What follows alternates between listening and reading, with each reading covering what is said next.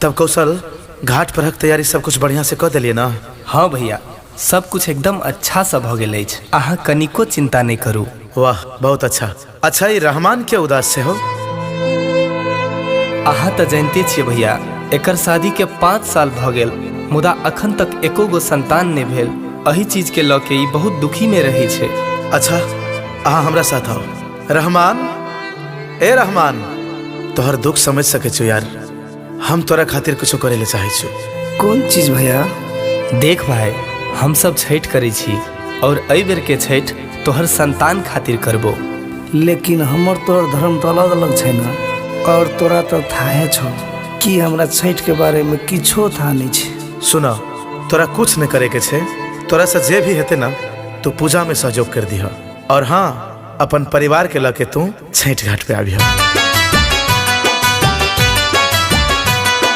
प्रेम से बोलो छठी मैया की।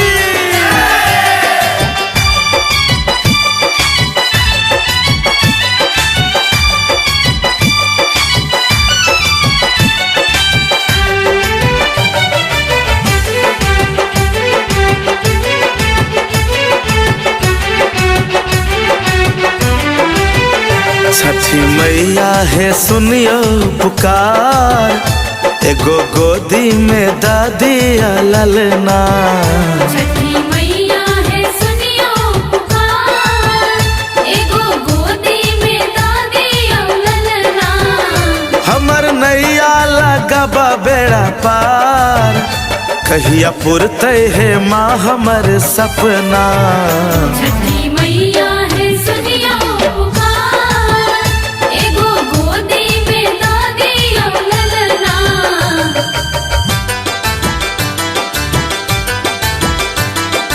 प्रेम से बोलो छठी मैया की।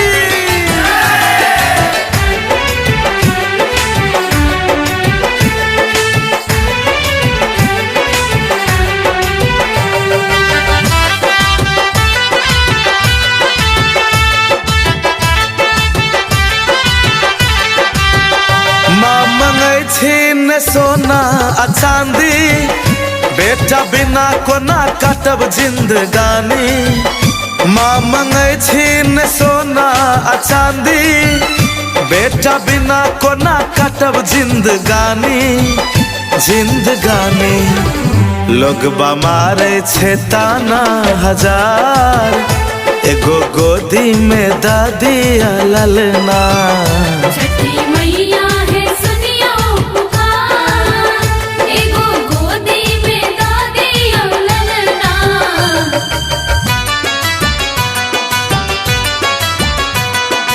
प्रेम से बोलो छठी मैया की।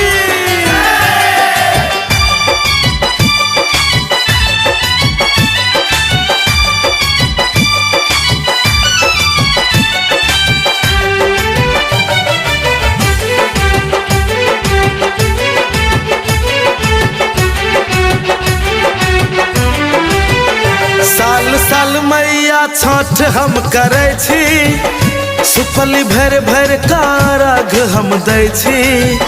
साल साल मैया छठ हम करे छी, सुपली भर भर कारग हम दै छी। अर्घ हम दै छी। सनु नवल करे बिनती बार बार, एगो गोदी में दादी ललना।